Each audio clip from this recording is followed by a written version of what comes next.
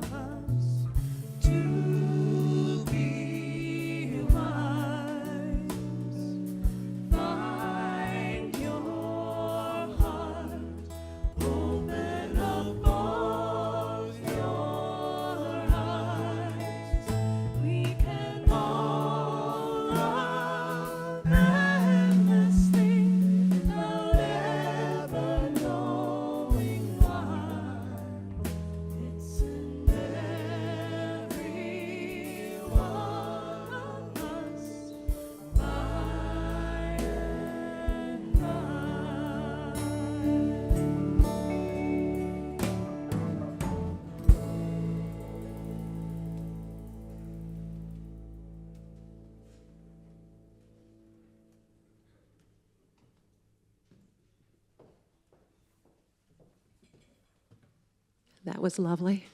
Thank you. Hello, everyone. I'm Cynthia Powell. I am relieved to be here. Being here with you all gives me a sense of hope, faith, peace. And I'd like to start this Kairos moment by sharing something from Daily Word, which just came this morning. Freedom. Freedom is my spiritual birthright. I live my freedom when I speak my mind, pursue my dreams, and live with dignity and self-respect. It means I am self-directed, and I use my spiritual gifts of understanding, faith, love, and strength to guide my decisions and actions. As I do, I feel free. I do what I can to support freedom for myself and others. I honor and give thanks for all those whose courage and dedication and service have helped build and sustain a world where all people can know true freedom. In prayer, I envision a harmonious human community that assures everyone's basic needs are met, respecting different viewpoints, and celebrates the unique expression of divine that's within each of us. So as we move into this rather brief, guided loving kindness or compassion practice, I'm going to invite you to be in a comfortable position, hands resting wherever they're comfortable. Perhaps just taking a few breaths and feeling the sensations of breath within the body. The invitation is to close your eyes or gently lower your gaze, whatever may feel most comfortable for you. And again, what I'm going to guide is something called loving kindness or compassion practice. And it's an opportunity to find that sense of love and peace and compassion within ourselves, within others, within our world. So I'm going to invite you to bring to mind a loved one.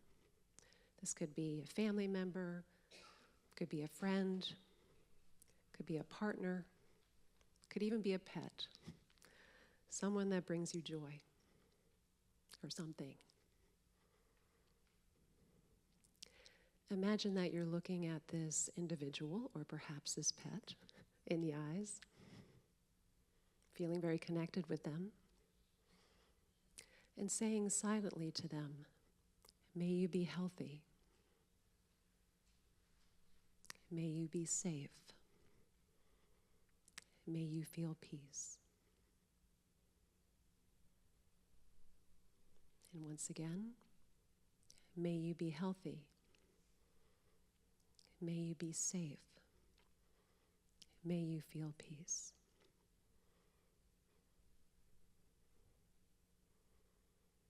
I now invite you to turn that loving kindness towards yourself. If this is a particularly challenging time for you, you may want to place one or both hands on your chest over your heart, just feeling that soothing touch. And saying kindly, silently to yourself, "May I be healthy. May I be safe. May I feel peace." Once again, may I feel healthy. May I be safe. May I feel peace.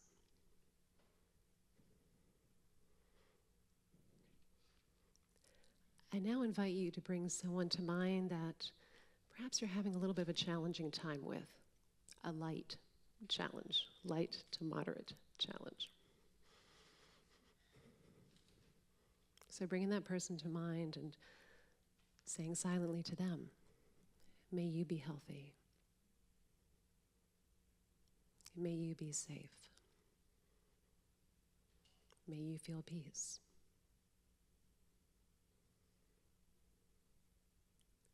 And once again, may you be healthy. May you be safe. May you feel peace.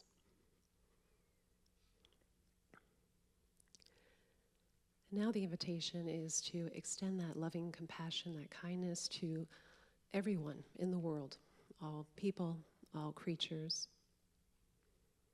Saying silently to yourself once more, "May you be healthy. May you be safe. May you feel peace." And again, may you be healthy. May you be safe. may you feel peace.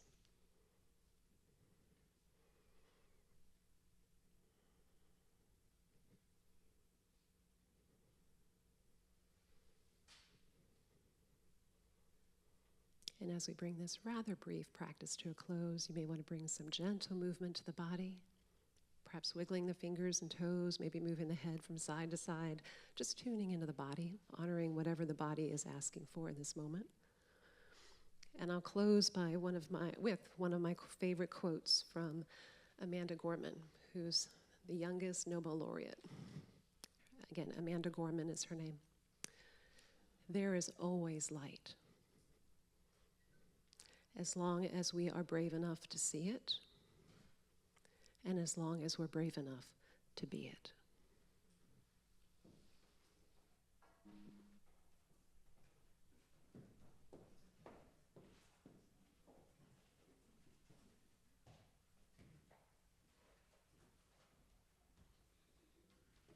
Good morning. Let's consider this message of hope, which is Psalm 126. When Yahweh brought us captives back to Zion, we thought we were dreaming. Our mouths were filled with laughter then, our tongues with songs of joy. And from the nations we heard, their God has done great things for them. Yes, Yahweh has done great things for us, and we are filled with joy. Now set our captive hearts free, Yahweh. Make them like streams in the driest desert. Then those who now sow in tears will reap with shouts of joy. Those who go out weeping as they carry their seed for sowing will come back with shouts of joy as they carry their harvest home.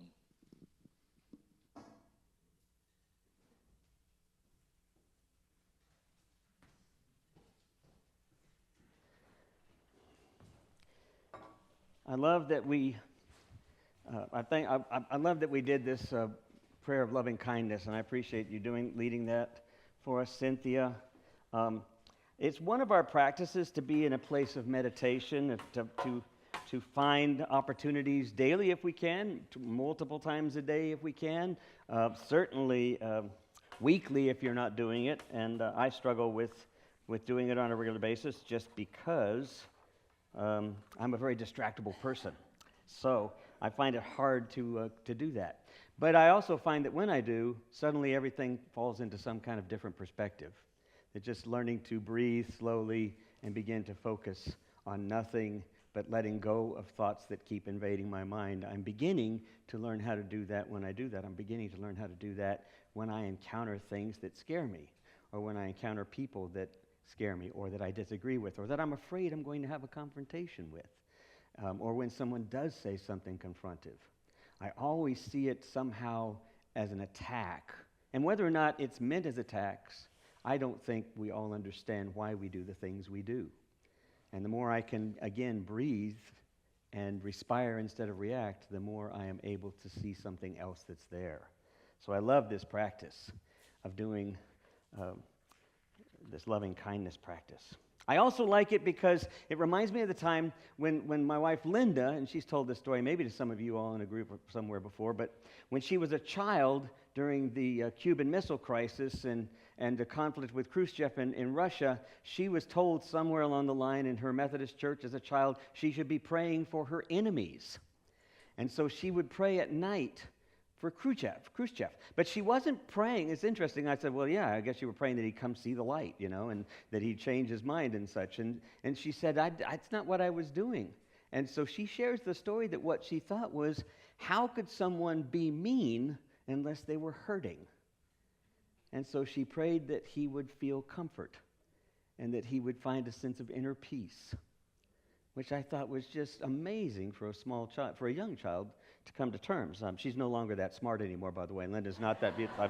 I don't want you to get it, I don't want her to get a big head if she's watching, but she is an amazing person, and that story always amazes me. That story has always been this this idea of how do we do that? You know, how do we pray for our enemies, right? How do we love our enemies and that sort of thing? And when I say enemies, of course, I'm not talking about either party. I'm talking about both. I'm talking about everybody. You know, I'm talking about all of those folks that we set ourselves against or that we think are set against us. That orientation, it is so off kilter from the God is the ground of our being orientation, right? Because that God of our ground of our being is the ground of everybody's being. I've heard the term mentioned this week that I feel like we're in chaos. That sort of everything is in upheaval. And I've been thinking about where I've experienced chaos. And I've experienced it a lot of places. But as I was listening to this particular text this morning, this Psalms text, it made me think about the Hebrew people who, you know, this was written back in 700, 600 BC. At some point, they were in captivity again. I know we read it, and if you read it one way, it almost sounds as if they're looking back to when things are bad and now things are good, and they're all excited. But if you remember, if you look again, you see they're having a dream. They're having a dream. They're dreaming about that time when things were okay, when things were good, when everybody used to look at them and go like, yeah, you know, you're really blessed. Everything's great. And then they're saying, open our mouth, free our mouths, free our spirits, free our captive hearts, and may we once again carry the seed of that dream into the future so that we might be bringing in the sheaves, so to speak. If you remember the old hymn, that was the source of that old hymn, bringing in the sheaves. To me, this psalm suggests something radically different but very relevant to where we are today. And I had some thoughts. I have to admit, my message is a bit like this chord.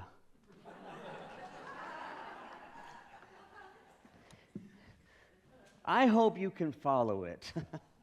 It's a little cobbled together. Because to be honest, it's been a difficult week. It's been a hard week to try to figure out where I am with things. I mean, I know where I am with a lot of things. I mean, I have gay family members. I have I have queer friends, close friends. I have a partner in leadership who is LGBTQ.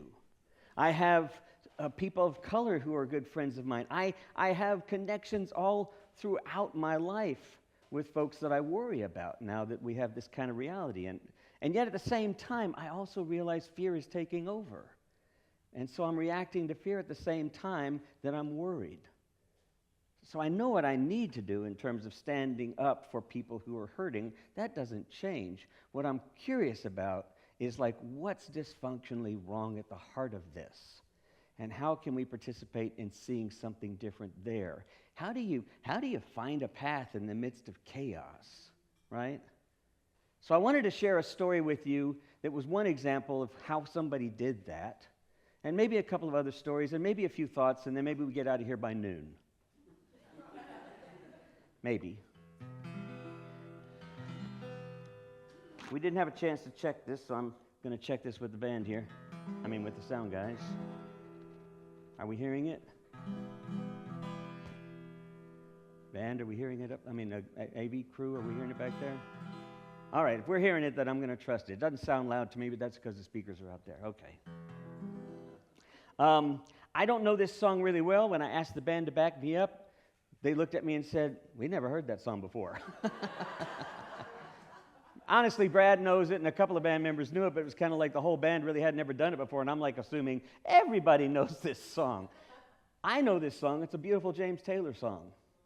If you've ever been to a James Taylor concert, you've heard him and his band do it, and it's amazing, and I'm not going to do it justice, but I am going to tell you the story of where I heard it that completely transformed how I see things, and it was one of those early stories that reminds me that just because I see something a way that my fear is telling me, I'm probably seeing it wrong. And so I was invited back in my storytelling days to go to this school out in New Mexico. Now, I traveled all over the country, but I really wasn't familiar with East New Mexico, or basically West Texas. It's just on the other side of the border. So I was invited to go to Clovis, New Mexico. Has anybody been to Clovis here? A few of you been to Clovis? Yeah, several of you. Yeah. Now, Clovis is this beautiful burgeoning metropolitan area that is got just this amazing. Nobody's going to challenge me on that? No. Clovis is kind of a spot in the middle of a big, dry field. I mean, just a dry, arid, environment. And it's largely, for years and years and years, it was largely oriented around a prison there. A lot of the families that are in Clovis at least have or know someone personally. If they don't have a family member, they know someone personally in that prison system or who has been in that prison system. And it's a difficult, sort of struggling community. At least it was when I went there 15 years ago or so. And I was invited to come perform for the elementary. I'm used to going to difficult settings and to having sort of some stories to tell. But I kind of got my thoughts together, and I showed up there early in the morning, and I walked down the hall, and it was a Friday. When I walked down the hall, nobody was in the office. Well, there was a receptionist, but she said just go on down the hall. Nobody was in the classrooms. They were all gathered for what I guess would be an assembly, or what I feared would be they were waiting for me and I was late. But as I walked down the hall, I started hearing this song. It was being sung by a child. Let us turn our thoughts, okay, I'm going to find the note. Let us turn our thoughts today. Oh, let us turn. There we go. Thank you. All right, here we go. Let us turn our thoughts today. Let us. I'm sorry it's taken so long for me to get there. Oh, let us turn our thoughts today to Martin Luther King and recognize that there are ties between us, all men and women living on the earth, ties of hope and love, sister and brotherhood, that we are bound together in our desire to see the world become a place in which our children can grow free and strong. These are kids singing this song. Yes, we are bound together. We are by the task that stands before us and the road that lies ahead. We are bound, and we are bound. And the whole crowd got quiet as I stepped into this large cafetorium, and a fifth grade boy, I'm gonna get teary-eyed, stepped forward and sang this. There is a feeling like the clenching of a fist. There is a hunger in the center of the chest. There is a passage through the darkness and the mist. And though the body sleeps, the heart will never rest. Then the whole crowd started singing, shed a little light, oh Lord, so that we can see just a little light, oh Lord. I want to stand it on up, oh Lord. And then they go into this whole section that I'm like, really? Are y'all sure you're singing this? Can't get no light from a dollar bill. Can't get no love from a TV screen. When I open my eyes, I want to drink my fill from the well on the hill. And I want to look at those kids and go, do you know what this means? And they get it. And they're singing this song, and I'm listening to the rest of this song as it's being sung, as they end it with the way that they began this song. Let us turn our hearts today to Martin Luther King and recognize there are ties between us. Now, this school is made up of kids who have almost all of them, I'd say 70% of them, had a parent in prison or a relative in prison, or at least a parent was missing in their lives, if not both. Chaos. The community completely disrupted, disoriented, and in transition, because that's what you do oftentimes in chaos. You run, you gather, you run somewhere else, you look for survival, whatever you can do, and oftentimes you're sort of always in transition, always moving. But this community was thriving. And the reason they were thriving was because someone or someones decided that they could do something with the community by joining into this darkness, by getting in the midst of this chaos, and then working with whatever it was inspiring at the moment. And it was a constant hit and miss, improvisation, figuring it out until after about 4 years they had created this culture centered around this vision of the kingdom of God, or what you might say, the beloved community, right? Now, years after that, I mean, the whole time I spent, telling stories and sort of trying to provide some moral context for some stories, a little takeaway Aesop's fable kind of moral to the lesson. I was always looking out at the kids who were going like, yeah, we already know all this stuff. They were teaching me about how to do community, about how to be compassionate, about how to see beyond what looks like a wall, what looks like the only possible answer, how to thrive in that kind of space. And I went back years later, and things had changed. About 6 years later, when I went back, the students' scores, by the way, in that school were way above average. And so the school system decided that what they had was a good idea.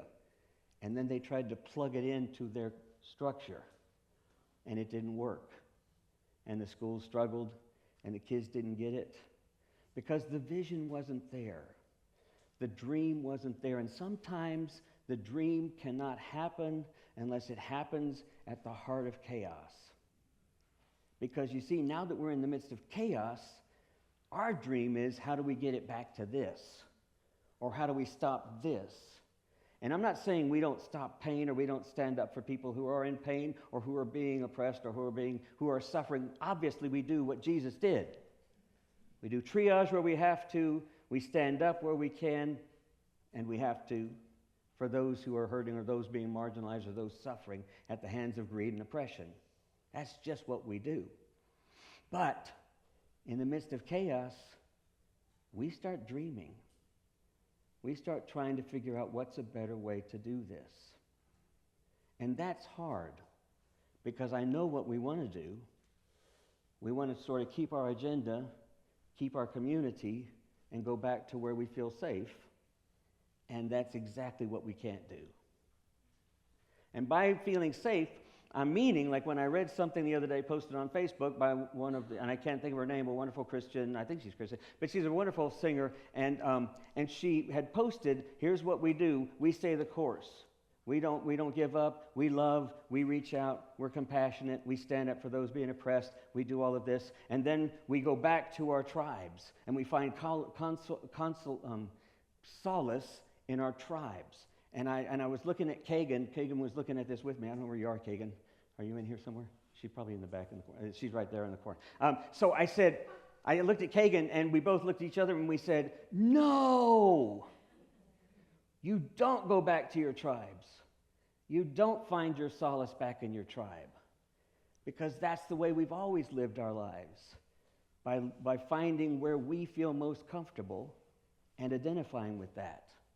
Now, sometimes we have to find strength. Sometimes we have to remind ourselves we're on the right path. But that's not where we find our comfort and where we get stuck. We find our comfort in the midst of the mess. And that sounds difficult, right? Because that means I got to go talk to people I don't like. That means I got to go find something else that's common with them that I don't like them in the first place.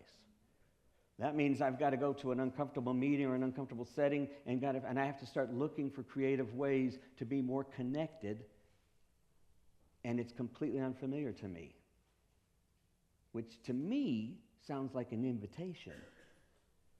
It sounds like an invitation to learn something more about myself in that setting. Valerie Carr, the wonderful Sikh activist and writer and author, who said, there are no enemies, there are only people who we do not know so well yet. I'm going to say that wrong. There are no enemies, they're only a part of ourselves that we do not know so well. Not yet. And the truth is that we're a part of them they don't know so well either. So the vision is this dream. But what is this dream? This dream of what exactly is it that we're dreaming about? And maybe that's what we need to go spend some time with ourselves and think about it. What really is this dream that we're hoping for in the bigger picture? If chaos feels uncomfortable, I would just suggest to you a couple of things. First of all, there ain't nothing that grows in this world without chaos. It's too easy, especially if you're privileged, it's too easy to feel comfortable. Even if you're not privileged, it's easy to get comfortable in wherever we find ourselves. And the reality is, chaos is a good thing. Now, I'm not going to, before you go off and say, well, Tom loves this. Tom thinks this is awesome. He just thinks what's happening is awesome. No, I think chaos is an invitation because chaos happens because it happens. It doesn't happen isolated. Everything that's going on is because we're all a part of it. No way around that. No way around the fact that we are all interconnected. We are all inextricably intertwined in each other's destiny. Whether we see it or not, we are a part of the bigger system. We can't avoid that. That's the way life is. What we can do is we can see the chaos as an invitation. So one thing I would invite you to do in this process where we find ourselves is if you feel lost, remember to stay present where you are. That wonderful poem I shared online with an email last night or yesterday by David Wagner, Lost. Sometimes when we feel we are lost, stand in the midst of the trees. They know where they are. Stand in the midst of where you are in this moment. It knows where it is. You're not lost. You're just disoriented from what you feel is comfortable. But you're not lost. You're in the midst of reality. You're a part of it. So stand still for a while and see if you can't let the moment teach us. And then from that place, start imagining something other than where we are always thinking in terms of where we always fall back on familiarity. What is the bigger story? How do I find out my interconnectedness with those things I do not know? How do I find out, how do I help them experience that part of them that they don't know that I am that part of them, or that everyone is that part of them as well? So that we're no longer us and them, we're just we, all of us, all of it. So that's the first thing. Stand in that place and let it teach you. Secondly, see the dark chasm as an invitation to go in and to experience what's going on with openness, with courage, with open-heartedness. And then the third thing, which is the hardest thing, and you sometimes do it by accident, and I remind you that you're doing it, join the clandestine serendipity club. Start creating moments of love where no one expects it. Just do it. Just think of all the different creative ways you can start planting seeds of love wherever you are, and especially in those places where nobody expects it. By someone, not just doing the acts of kindness, but get to know someone and then surprise them with something they didn't expect. Somebody that's complete, that may even be a stranger to you. Just get to know them. Now, this is all difficult. I can almost hear people going like, well, that's really fine and dandy. It's a really idealistic kind of thing. I'm really not going to go talk to strangers. I learned not to do that when I was a child. So I'm not going to do that. And I'm saying it's chaotic times. There's not a whole lot of options here. I think we have to. We stand and fight. I think we have to do that too, but we have to see the bigger story and participate in that because other folks don't see the bigger story either. And how are they going to see it if we can't be telling it? Right? Band, are you back there? Come on up.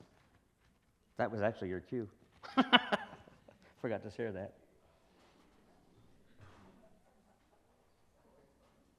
Do you remember the story of Rabbi Michael Weissner? Michael Weissner in Kansas, or it was Nebraska, and he went to Nebraska to be in one of the temples there, take it over, and he found that he was in confrontation without his desire, without his wanting. He was being confronted on a daily basis with messages being left on his answering phone by the KKK dragon there in town. I forget his last name, Frank. And he would sit there and email this Jewish rabbi and say, "You're not welcome here." And he would insult him and curse him and call him names and say, "Get out of town." And Michael Weissner's immediate response was, "Well, this sounds a little dangerous. What do I do?" And his only thought there was he could run or he could dive into this chaos and see what other options are there. So he got to know this Frank a little bit, and then he found out that Frank he was mobility impaired and had to get around mostly on a wheelchair. So he actually called him back and said, I know you left me a message, but I found out that you're wheelchair bound, and I don't know, you may have someone to help you out. I just wanted to offer my assistance if you need a ride somewhere. And then he started doing that all the time. And the guy got more aggressive, but he never got so physically aggressive that he had to fear for his life, but he got more intense. And Michael Weissner just got more intense back with his efforts of kindness. He just would offer more kindness. Until one day, the guy actually needed some help. And so he offered to take him somewhere. He didn't try to convert him or argue with him. He just gave him a ride and left it at that. And it took a long time, but over a long period of time,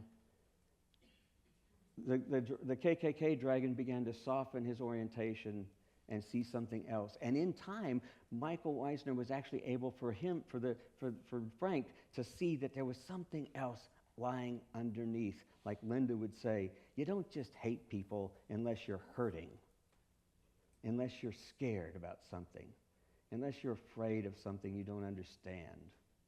And if you can get to that and help somebody see that, you begin to change the whole dynamic. And so that's what Michael Weissner did.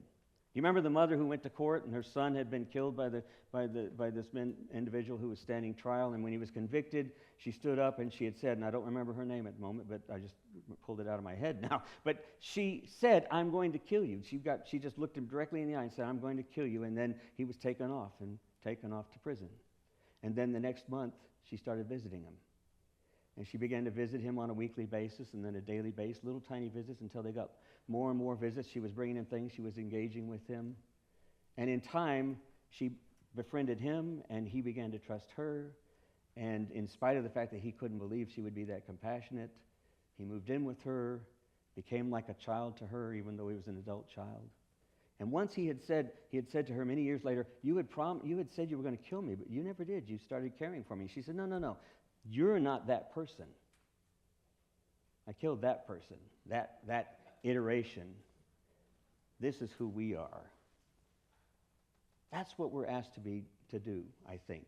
How do we creatively engage in the chaos with a different story while we don't stop standing up for those who need our help and doing triage every way we can? I think that's the only way we bring hope into this world, is to have a better story to tell about it. Amen.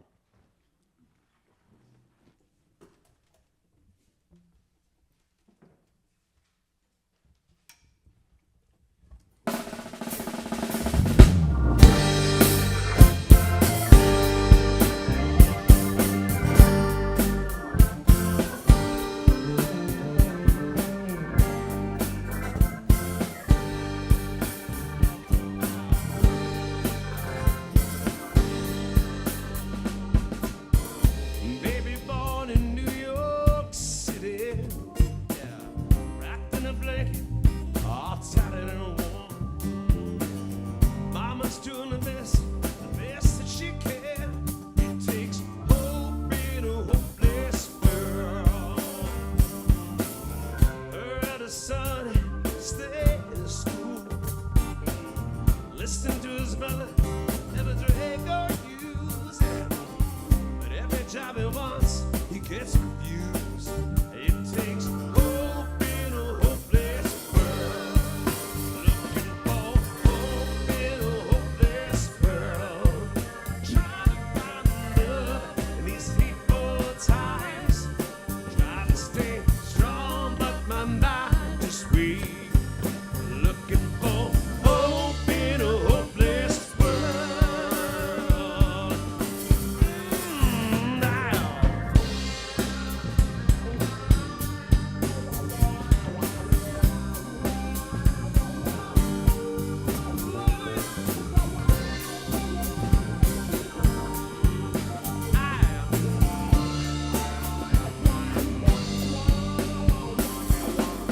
Church is a fool, the press are not heard. Saturday's child don't wanna go to Sunday school. Whatever happened to the golden rule? It takes hope in a hopeless world.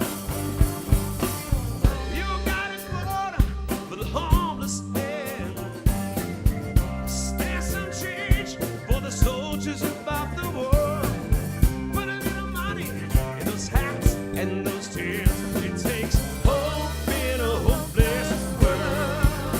Looking for hope in a hopeless world. Trying to find love in these hateful times. Trying to stay strong, but my mind is weak. Looking for hope in a hopeless world.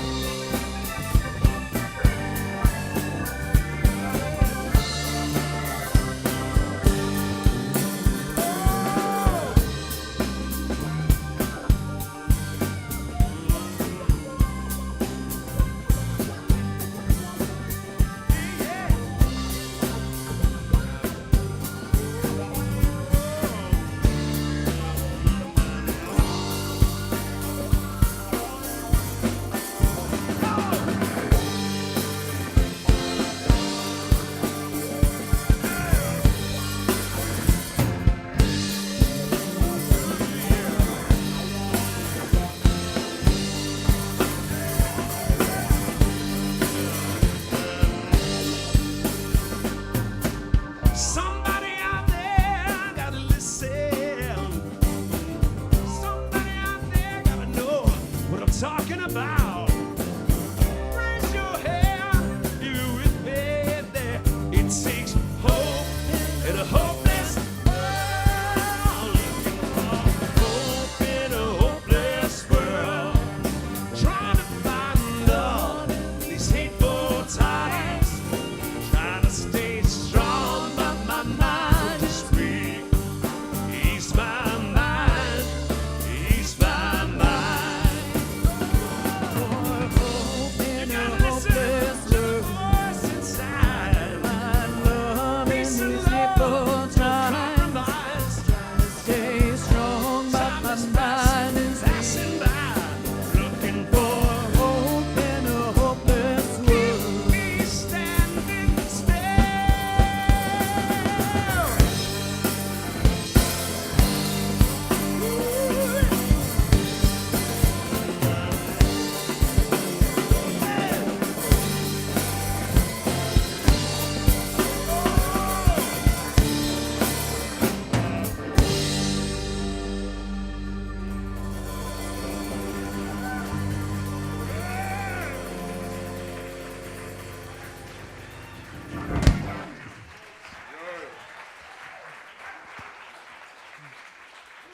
So let's all stand for our benediction, and it's quite simple.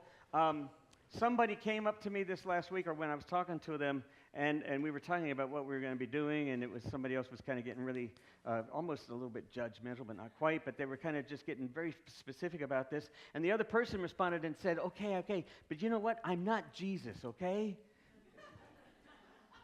Yes, you are. Amen.